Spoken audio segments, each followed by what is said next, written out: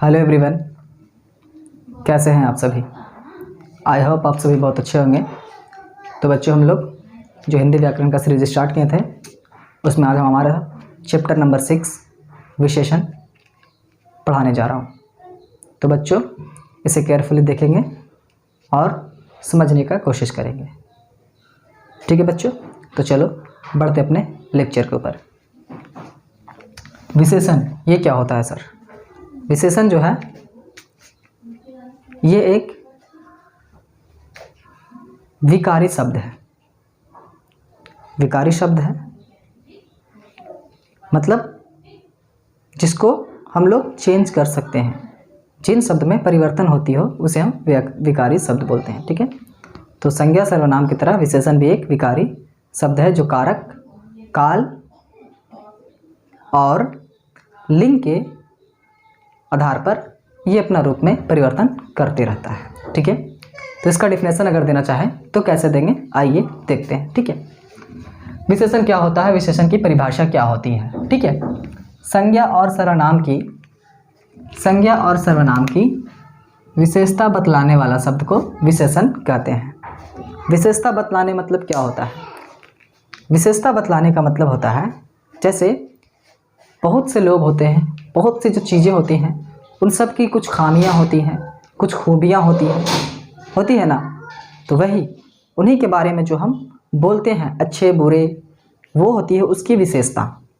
ठीक है, तो विशेषण का काम क्या है? संज्ञा या सर्वनाम की विशेषता को बतलाना। समझ में आ रही बात? चलो अच्छी बात है।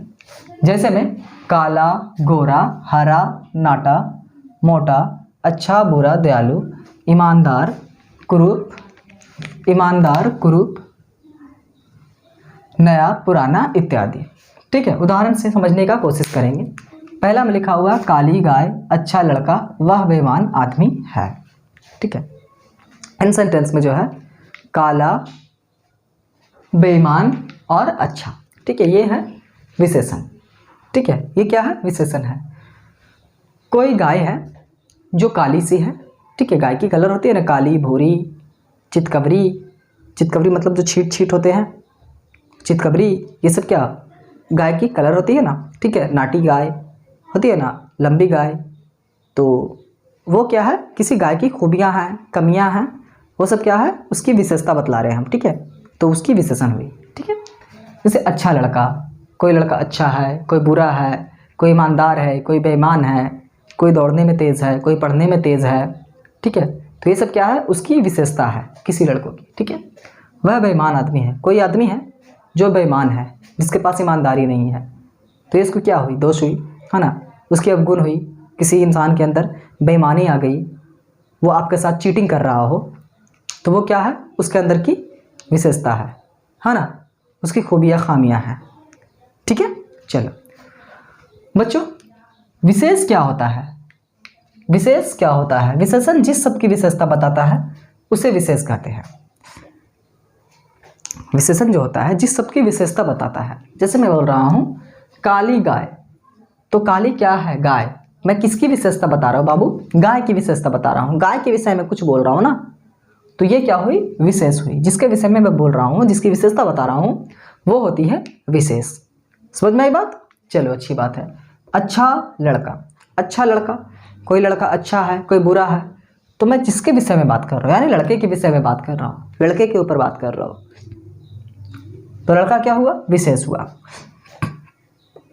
वह बेईमान आदमी है, कोई आदमी है, ठीक है, जिसके अंदर बेईमानी है। ठीक है, वो ईमानदार नहीं है, वो बुरा है। ठीक है, तो उसकी विशेषता है। मैं बात किसके कर रहा हूँ? आदमी की बात कर रहा हूँ। ठीक है, तो वो क्या हुआ? विशेष हुआ। उसकी विशेषता क्या है? कि वो बेईमान है। ठीक है, क्लियर? चलो अच्छी बात है। एग्जाम में डिफिनेशन देगा और बोलेगा कि बताओ विशेषण क्या है, ऐसा जैसे दे देगा। ठीक है, संज्ञा और सर्वनाम की विशेषता बतलाने वाले शब्द को क्या कहते हैं? संज्ञा या सर्वनाम की विशेषता बतलाने वाले शब्द को क्या कहते हैं? या फिर जैसे बोल दे आपको जी, जो शब्द किसी की विशेषता बतलाता हो उसे हम क्या कहते हैं? संज्ञा, सर्वनाम या विशेषण, या इनमें से सभी। तो आप क्या करोगे? विशेषता बतला रहा है, विशेषता बतला रहा है ना, तो क्या होगा? विशेषण। तो आप विशेषण को टिक करके आओगे। ये MCQ में ऐसे सवाल आते हैं। मैं तो बोलता हूँ, मैं अपने टाइम में जब एग्ज़ाम दे रहा था तो जो बुक थे उसे मैं ज़्यादा अच्छे से स्टडी नहीं कर पाया था क्योंकि टाइम नहीं था, ठीक है। तो मैं बचपन से ही मतलब हिंदी व्याकरण को पढ़ता था, समझने का कोशिश करता था, तो इस पे मेरी पकड़ अच्छी थी, तो मैं हिंदी व्याकरण को ही ज़्यादा अच्छा से पढ़ के चला गया। बुक को भी पढ़ा था, बुक में जो स्टोरीज थी, पोएम थी, उन लोगों को भी मैं पढ़ा था, उन चीज़ों को भी, ठीक है। और मैं क्या किया, हिंदी व्याकरण को ही पढ़कर चला गया, ठीक है। तो मेरा ज़्यादा जो मार्क्स आए थे ना वो हिंदी व्याकरण से ही आए थे, ठीक है, क्योंकि इनमें कॉन्सेप्चुअल चीज़ थे, याद रखने की क्या बात है, थोड़ी बहुत डिफिनेशन से ही हर कुछ इसमें पता चलता है ना। तो हिंदी व्याकरण को पकड़ बनाना चाहिए हर एक इंसान को। अब भाषा आप बोल रहे हो भाई, उसके नियम कानून नहीं मालूम है तो फिर मज़ा नहीं आएगा। साक्षर और असाक्षर में क्या फ़र्क होती है? साक्षर मतलब जो पढ़ा लिखा इंसान है उसमें, और जो ना पढ़ा हुआ इंसान उसमें क्या अंतर होता है? बातचीत करने की शैली। ऐसा बात नहीं है कि जो पढ़े लिखे नहीं इंसान है वो अच्छे बात नहीं करते हैं, वो हम और आपसे भी अच्छे बात करते हैं तौर तरीके के साथ, ठीक है। लेकिन आप साक्षर हो तो आप कम से कम बात करने को तो आना चाहिए, और बात करने के लिए क्या होना चाहिए? ग्रामर का रूल आना चाहिए, व्याकरण के नियम आने चाहिए, है ना। तो व्याकरण को पढ़ना चाहिए बच्चों। चलो अब आता है, आपके एग्जाम में पूछेगा, ठीक है, विशेषण के कितने भेद होते हैं, ठीक है। तो अर्थ के दृष्टि से विशेषण के 6 भेद होते हैं, ठीक है। यहाँ पे अर्थ लिखा हूँ, ठीक है, अर्थ के दृष्टि से विशेषण के 6 भेद होते हैं, ठीक है। और एक है उसके आधार पर विशेषण के भेद होते हैं, लेकिन जितने भी बुक्स हैं उनमें आप इन्हीं को पढ़ोगे, 6 भेद को ही पढ़ोगे, ठीक है। तो आपको बोला जाएगा कि विशेषण के कितने भेद होते हैं, वहाँ पे ऑप्शन में रहेगा 4, 5, 6, 7, 8। तो आप क्या करोगे, 6 पे टिक करके चले आओगे। 6 के जो ऑप्शन होंगे उस पर टिक करोगे, आपका 1 मार्क्स पक्का है, ठीक है। अर्थ के दृष्टि से विशेषण के कितने भेद होते हैं? 6 भेद होते हैं। वो क्या क्या है बच्चों, देखते हैं, ठीक है। पहला है गुणवाचक विशेषण, दूसरा है परिमाणवाचक विशेषण, तीसरा है संख्यावाचक विशेषण, चौथा है सार्वनामिक विशेषण, 5वां है तुलनाबोधक विशेषण, और छठा है संबंधवाचक विशेषण। तुलनाबोधक विशेषण ये क्या होता है, मैं इस पर थोड़ी सी बात करना चाहूँगा। आप जब इंग्लिश ग्रामर पढ़ोगे, ठीक है, तो उसमें एक आता है डिग्री ऑफ कंपैरिजन, ठीक है, डिग्री ऑफ कंपैरिजंस, ठीक है। तो उसी को बोलते हैं तुलनाबोधक विशेषण, तुलना करना एक दूसरे से, ठीक है, तो कंपेयर करते हैं, ठीक है। गुणवाचक विशेषण, गुणवाचक विशेषण क्या है इसके बारे में आप लोग जानते हैं, ठीक है। और इन जितने भी भेद हैं इन सबको आज हम कवर करेंगे, ठीक है। वीडियो चाहे थोड़ी लंबी हो लेकिन आज विशेषण पूरा कंप्लीट करके जाना है, ठीक है। चलो, गुणवाचक विशेषण क्या होता है? जिस विशेषण से संज्ञा या सर्वनाम के गुण, दोष, रंग, रूप, आकार, अवस्था, स्वभाव, दशा इत्यादि का बोध हो उसे हम गुण विशेषण कहते हैं, गुणवाचक विशेषण कहते हैं, ठीक है। जिस विशेषण से आपको अच्छा गुण दोष पता चलता हो, रंग रूप किसी का पता चल रहा हो, ठीक है, वो क्या होता है? गुणवाचक विशेषण होता है। अच्छा बच्चों, चलो, जैसे में अच्छा, ईमानदार, लाल, हरा, बुरा, बेईमान, नाटा, लंबा, मोटा, नया, पुराना इत्यादि और भी, ठीक है। तो वो होता है गुणवाचक विशेषण में ये सारे शब्द का इस्तेमाल किया जाता है, ठीक है। चलो उदाहरण में, जैसे दिलवरी सुंदर है, कोई लड़की है दिलवरी नाम की जो सुंदर है, ठीक है। तो ये क्या है? उसकी गुण है, ये उसका क्या है? गुण है, अच्छे गुण है कि वो एक सुंदर लड़की है, ठीक है। कोई मुस्कान नाम की लड़की है, मुस्कान कुरूप है, कुरूप का मतलब होता है बदसूरत, जो सुंदर नहीं दिखती हो, ठीक है। तो उसे हम बोलते हैं, ये उसका क्या है? ये उसका दोष है, ये उसका क्या है? दोष है, यानी कि उसका अवगुण है, ठीक है बच्चों। कमरा चौड़ा है, ये क्या बाबू? तो ये हो गया आकार, चौड़ा, लंबा, छोटा, ये सब क्या हो गया? ये सब आकार होते हैं, ठीक है। तो गुणवाचक विशेषण में आकार का भी ज्ञान होता है ना। हाँ चलो, अच्छी बात है। फिर आता है गुलाब लाल है, गुलाब लाल है, कोई गुलाब है, गुलाब अक्सर लाल होते ही हैं, ठीक है। गुलाब लाल है, गुलाब लाल है, तो यहाँ पे जो लाल है, गुलाब के बारे में बात कर रहे हैं। अच्छा बच्चों, गुलाब के बारे में बात करें, गुलाब कैसा है? लाल है, तो लाल क्या है? एक रंग का नाम बता रहा है, ठीक है। तो गुणवाचक विशेषण में रंग भी आते हैं ना बच्चों। चलो अच्छी बात है। गाय पतली है, पतली, मोटा, पतला, मोटा, ये सब क्या होता है? अवस्था होता है ना, अवस्था होता है बाबू। चलो अच्छी बात है। फिर उसके बाद होता है, मैं इससे आप लोगों से एक सवाल पूछना चाहूँगा। दिलवरी सुंदर है, इसमें विशेषण तो सुंदर है, ठीक है, तो विशेष कौन होगा? बात किसके बारे में कर रहे हैं बाबू? दिलवरी के बारे में। तो दिलवरी क्या हुई? विशेष हुई, जिसके बारे में बात कर रहे हैं वो हुई विशेष। उसकी विशेषता क्या है? वो सुंदर है। कौन सुंदर है? दिलवरी सुंदर है, ठीक है। यहाँ पे कमरा चौड़ा है, कमरा क्या होगा? विशेषण या विशेष। बात किसकी हो रही है? कमरा की, तो विशेष होगा। वो कैसा है? वो कैसा है? तो वो चौड़ा है। उसकी क्या पता चल रही है? आकार पता चल रही। किसकी? कमरा की। ठीक है, तो ये गुणवाचक विशेषण में आते हैं। अच्छा बच्चों, तो अगर आप लोगों को ये समझ में आया है तो आप लोग इसका नोट्स बनाइए। ठीक है, ये नहीं कि वीडियो देखिए खत्म, नोट्स बनाने का कोशिश कीजिए। ठीक है बच्चों, फिर मैं इसे इरेज करके अपने अगले टॉपिक पे आता हूँ। चलो बच्चों, हाँ तो बच्चों हमारा अगला टॉपिक क्या है, आइए देखते हैं। हमारा अगला टॉपिक है परिमाणवाचक विशेषण। ये क्या होता है सर? बहुत ही इजी बात है सर। जिस विशेषण से किसी वस्तु की माप या तौल का बोध हो उसे परिमाणवाचक है। परिमाण का मतलब होता है जिसको मापा या तौला जाता हो। ठीक है, जिसकी कोई क्वांटिटी होती हो उसे हम बोलते हैं परिमाणवाचक विशेषण। समझ में आ रही है बात? चलो अच्छी बात है। जैसे बहुत, कम, इतना, उतना, जितना, 1 लीटर, 4 गज, 2 शेर, पूरा इत्यादि, ये सब क्या है? परिमाण है। ठीक है, गज, मीटर, लीटर, ये सब क्या है? परिमाण है। परिमाण है ना, लीटर, मीटर, इसी सब में ना आप मापते हो। कपड़े को मीटर में, दूध को लीटर में, है ना, ये परिमाण होते हैं बाबू। चलो अच्छी बात है, समझ में आती है बात आप लोगों को। उदाहरण के तौर पर देखें तो जैसे मैं 1 लीटर दूध दीजिए, कोई बच्चा गया दुकानदार के पास और बोलता है भाई साहब मुझे 1 लीटर दूध चाहिए, तो आसानी से अपनी जो मापने की बर्तन होगी या फिर तराजू होगी तौलने की, उसमें 1 लीटर दूध को डालेगा और उस बच्चे को दे देगा। ठीक है, तो ये क्या था? एक परिमाण वो बोल कर आया कि हाँ मुझे 1 लीटर दूध दीजिए। ठीक है, दूसरे बच्चा जाता है, ठीक है, बोलता है थोड़ा दूध दीजिए, थोड़ा दूध दीजिए। वो दुकानदार क्या करता है? सर खुजाता है, थोड़ा दूध दीजिए मतलब कितना दूध दीजिए भाई? थोड़ा, इतना, इतना, इतना। थोड़ा का मतलब क्या? कोई क्वांटिटी बोलो, कोई परिमाण तो बोलो। 1 लीटर, आधा लीटर, कुछ तो बोलो। ठीक है, तो वो दुकानदार अपना सर खुजाता है और ये ले थोड़ा सा उसे दूध दे देता है। ठीक है, तो अगर आप जब तक क्वांटिटी नहीं बोलेंगे तब तक परिमाण का पता नहीं चलता है। ठीक है, चलो ये परिमाणवाचक विशेषण में भी, परिमाणवाचक विशेषण के भी 2 भेद होते हैं। एक होते हैं निश्चित परिमाण, दूसरा होता है अनिश्चित परिमाण। ठीक है, निश्चित परिमाण में आप निश्चित क्वांटिटी, निश्चित परिमाण का बोध करते हैं। ठीक है, एक खास परिमाण देते हैं लोगों को कि हाँ इतना लीटर दूध दीजिए। ठीक है, 2 लीटर दूध दीजिए, 4 लीटर दूध दीजिए, 10 सेर घी दीजिए। ठीक है, सेर जो है वो किलो जो है ना, किलो, उसके पहले लोग सेर में मापते थे। ठीक है, किलो से एक छोटी सी, किलो की छोटी इकाई होती है वो। ठीक है, पहले के ज़माने में सेर में मापता था। ठीक है, चलो अच्छी बात। ठीक है बच्चों, अनिश्चित परिमाण में क्या है? थोड़ा दूध दीजिए, कुछ गज, उतना धन, जितना कपड़ा इत्यादि, ये सब क्या है? अनिश्चित परिमाण में आते हैं। जैसे कुछ गज कपड़ा दीजिए, कुछ गज कपड़ा दीजिए, क्या क्या चलेगा? थोड़ा सा काट के ले, कुछ गज ले। ठीक है, फिर है जितना कपड़ा दीजिए। जितना मतलब क्या? मैं अपना पूरा दुकान दे दूं? जितना कपड़ा देना है दो, लो। जितना कपड़ा मतलब क्या? अपना दुकान दे दूं पूरा, है ना? वो आपसे मर्जी पूछ रहा है, तो इसमें परिमाण का पता नहीं चल रहा, तो वो क्या है? अनिश्चित परिमाणवाचक विशेषण। ठीक है, जिसमें परिमाण का पता चलता हो उसे बोलते हैं निश्चित परिमाणवाचक विशेषण। तीसरा हमारा है संख्यावाचक विशेषण। ये क्या होता है? ये बहुत ही आसानी है, से आप इसका डिफिनेशन दे सकते हैं। ठीक है, जिस विशेषण से संज्ञा सर्वनाम की संख्या का बोध हो उसे हम संख्यावाचक विशेषण कहते हैं। नाम से ही इसका डिफिनेशन आप दे सकते हो, बस कोई बड़ा बात नहीं है ग्रामर का, हिंदी व्याकरण का डिफिनेशंस को देना किसी भी शब्द का।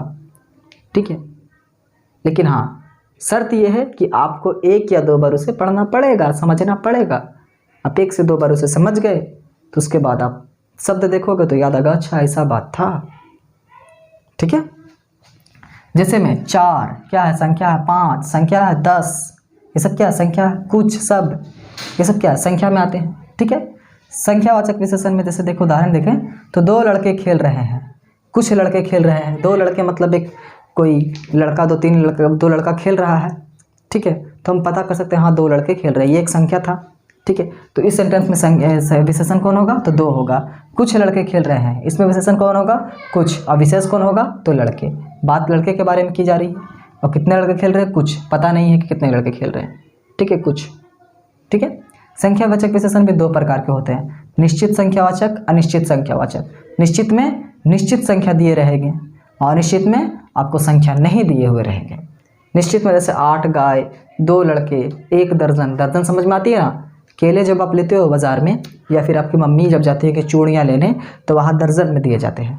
ठीक है, समझ में आई बात? 1 दर्जन में टोटल 12 चीज़ें होते हैं। जैसे बोलेंगे 1 दर्जन केले दीजिए तो आपको 12 केला देगा। ठीक है, तो ये भी एक संख्यावाचक विशेषण है। फिर अनिश्चित संख्यावाचक में कुछ लड़के, कई आदमी। ठीक है, तो इससे कितने आदमी है ये पता नहीं चल रहा है, मतलब संख्या होंगे वहाँ पे, बहुत से भी हो सकते हैं, कम भी हो सकते हैं। ठीक है, तो इससे निश्चित संख्या का बोध नहीं होता है, यानी ये अनिश्चित संख्यावाचक विशेषण कहलाता है। ठीक है बच्चों, चलिए अगले भेद पे बढ़ते हैं। उससे पहले आप लोग इसे नोट्स कर लीजिए। हाँ तो बच्चों, हम बढ़ते हैं अपने अगले टॉपिक पे। हमारा अगला टॉपिक क्या है, आइए देखते हैं। हमारा अगला टॉपिक है सार्वनामिक विशेषण, जो कि विशेषण का ही एक भेद है, एक तरह का ये भी एक विशेषण का प्रकार है। ठीक है, इसका डिफिनेशन क्या होता है?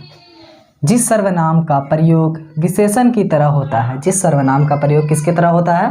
विशेषण की तरह होता है, उसे हम सार्वनामिक विशेषण कहते हैं। बस इससे सवाल कभी कभी पूछता है बोर्ड एग्जाम। ठीक है, जैसे बच्चों यह, वह, ये, वे, कुछ इत्यादि, ये सब क्या है? विशेषण है। कौन सा विशेषण है? सार्वनामिक विशेषण है। कब? जब इसका इस्तेमाल हम किसी के विशेषता को बतलाने के लिए करते हैं तब। ठीक है, नहीं तो ये क्या है? सर्वनाम है। ठीक है, अगर आप लोगों ने सर्वनाम का लेक्चर नहीं देखा तो आप हमारे चैनल में जाकर के प्लेलिस्ट में जाकर के देख सकते हैं। हिंदी व्याकरण का जो प्लेलिस्ट बना हुआ है उसमें सर्वनाम के भी सारे के सारे भेद और उसको अच्छी तरह से पढ़ाया गया है, आप उसे जाकर के देख सकते हैं। ठीक है बच्चों, आप लोगों को जब वो क्लियर हो जाए तब आप आकर के फिर से विशेषण को देखिए, तो आप लोगों को ज़्यादा बेहतरीन तरीके से समझ में आएगी। ठीक है बच्चों, चलो तो बच्चों हमने जो पढ़ा है सार्वनामिक विशेषण, सार्वनामिक विशेषण, उसका डिफिनेशन क्या था? जिस सर्वनाम का प्रयोग विशेषण की तरह होता है उसे हम सार्वनामिक विशेषण कहते हैं। ठीक है, उदाहरण के तौर पर अगर देखें, वह आदमी, ठीक है, यह लड़की, कुछ गाय, ये सब क्या है? सर्वनामिक विशेषण है। ठीक है, जैसे देखो, वह आदमी ईमानदार है, वह आदमी क्या है? ईमानदार है। ठीक है, यह लड़की, तो इसमें विशेषण कौन होगा? यह होगा। ठीक है, किसकी बात कर रही है? लड़की की बात कर रही है, लेकिन कौन सी लड़की की? तो यह लड़की की बात कर रहा हूँ मैं, यह लड़की की। ठीक है, तो ये लड़की जो है, यह वो क्या हुआ? विशेषण हुआ, और विशेष कौन होगा बाबू? लड़की। ठीक है, चलो अच्छी बात है। सर्वनामिक विशेषण भी बच्चों 2 तरह की होती हैं। सर्वनामिक विशेषण भी 2 तरह के होते हैं। वो कौन कौन से होते हैं? चलिए देखते हैं। पहला होता है मौलिक विशेषण, मौलिक सार्वनामिक विशेषण, और दूसरा होता है यौगिक सार्वनामिक विशेषण। मौलिक सार्वनामिक विशेषण क्या होता है सर? सर्वनाम का मूल स्वरूप जो किसी संज्ञा की विशेषता बताए, सर्वनाम का मूल स्वरूप जो संज्ञा की विशेषता बताए उसे हम मौलिक सार्वनामिक विशेषण कहते हैं, और सर्वनाम का रूपांतरित रूप जो किसी संज्ञा की विशेषता बताए उसे हम यौगिक सार्वनामिक विशेषण कहते हैं। अच्छी बात है, चलो इसके एग्जाम्पल्स को देखते हैं। जैसे कोई काम, यह लड़का, वह आदमी। देखो बाबू, कोई, यह, वह जो है ये मूल रूप है सर्वनाम का। क्या है? मूल रूप है। इनमें कोई भी छेड़छाड़ नहीं हुई है। ठीक है, ना ये लिंग के आधार पर बदले हैं, ना ये कारक के आधार पर बदले हैं। ठीक है, ये जो है मूल रूप है। कोई, यह, वह, ये क्या है? मूल रूप है। तो इसका उपयोग हम जब संज्ञा की विशेषता बदलाने में करते हैं तो ये क्या होता है? मौलिक सार्वनामिक विशेषण। और यौगिक में क्या है कि सर्वनाम का जो रूपांतरित रूप होता है उसका इस्तेमाल जब हम संज्ञा की विशेषता बदलाने में करते हैं तो वो होता है हमारे यौगिक सार्वनामिक विशेषण। जैसे देखो, ऐसा आदमी, ठीक है, ऐसा आदमी। ठीक है, फिर उसके बाद है उतना काम, कैसा घर, ये सब क्या है? सर्वनाम का रूपांतरित रूप है जो कि कारक लिंग के वजह से अपने रूप में परिवर्तन किए हैं, क्योंकि सर्वनाम भी विकारी शब्द है। विकार का मतलब ही होता है उनमें छेड़छाड़ किया हुआ। ठीक है, विकार का मतलब क्या होता है? उनमें कुछ परिवर्तन होना। समझ में आ रही बात आप लोगों को ना? चलो अच्छी बात है बच्चों। चलो अब हम बढ़ते हैं अपने नेक्स्ट टॉपिक पे। नेक्स्ट टॉपिक क्या है? तुलना बोधक विशेषण। ये क्या होता है? 2 या 2 से अधिक वस्तुओं की परस्पर तुलना जिन विशेषण से किया जाता है उसे हम तुलना बोधक विशेषण कहते हैं। मैं लेक्चर स्टार्ट करने से पहले ही आप लोगों को बताया था कि तुलना बोधक मतलब 2 या 2 से अधिक लोगों में कंपेयर करना। ठीक है, 2 या 2 लोगों के बीच में कंपेयर करना, जैसे आप लोगों को समझाया जाता है। ठीक है, जैसे में बोलो महान, महांतर, महानतम, ये हिंदी रूप है। विशाल, विशालतर, विशालतम इत्यादि, ये सब क्या है? तुलना बोधक विशेषण है। ठीक है, जैसे मुस्कान महान है, कोई लड़की है जिसका नाम मुस्कान है, वो महान है। ठीक है, आरती मुस्कान से ज़्यादा महान है, यानी महानतर है, मतलब दो लोगों के बीच में मैं कंपेयर कर रहा हूँ, तो ये क्या होगा? महानतर। ठीक है, फिर बोल रहा दिलवरी सभी लड़कियों से ज़्यादा, सभी लड़कियों से महान है, यानी महानतम है, यानी कि जितने भी हैं किसी क्लास की बात की जाए तो वहाँ पे जो एक जैसे 3 तरह की लड़कियाँ थी। ठीक है, बहुत सी लड़कियाँ थी, उसमें थी एक मुस्कान। मुस्कान जो थी महान थी, सपोज मुस्कान पढ़ने में तेज थी। ठीक है बच्चों, आरती थी सो मुस्कान से भी पढ़ने में ज़्यादा तेज थी। ठीक है, दूसरी लड़की, लेकिन तीसरी लड़की जो दिलवरी थी वो क्लास भर में जितनी भी लड़कियाँ थी ना उन सभी से ज़्यादा पढ़ने में तेज थी। समझ में आई बात? तो ये जो है क्या है? सभी से ज़्यादा तेज थी। और यहाँ पे क्या है? 2 लोगों के बीच हुई और ये अकेले, ये जो है हम तुलना बोधक विशेषण, ये भी 3 तरह के होते हैं। इनके जो तीनों प्रकार है उसको हम देखेंगे, समझेंगे, एक्सप्लेन करेंगे, तो आप लोगों को और अच्छी तरह से समझ में आ जाएगी। ठीक है बच्चों, आप लोग फिलहाल इसका नोट्स बनाइए, उसके बाद हम अपने लेक्चर्स को आगे बढ़ाते हैं। चलो, हाँ तो बच्चों हम लोगों ने तुलना बोधक विशेषण के बारे में जाना है और उनकी जो भेद है, उनके जो प्रकार है, उनके बारे में भी थोड़ी अध्ययन की जाए। ठीक है, तुलना बोधक विशेषण के 3 प्रकार होते हैं। ठीक है, तुलना बोधक विशेषण के 3 प्रकार क्या क्या हैं, आइए देखते हैं उन्हें। ठीक है, पहला है मूल अवस्था, दूसरा है उत्तरावस्था, तीसरा है उत्तम अवस्था। ठीक है, ये मूल अवस्था क्या होता है? जब किसी एक ही व्यक्ति या वस्तु की गुण, धर्म, दोष इत्यादि की विशेषता बताया जाए तो वह मूल अवस्था होती है। ठीक है बच्चों, उत्तरावस्था क्या होती है सर? जब किन्हीं 2 वस्तुओं या व्यक्तियों की आपस में तुलना कराई जाए, जब किन्हीं 2 वस्तुओं या व्यक्तियों की आपस में तुलना कराई जाए तो वो होती है उत्तरावस्था। इसमें क्या होता है? किसी एक को महानता की दर्जा दी जाती है।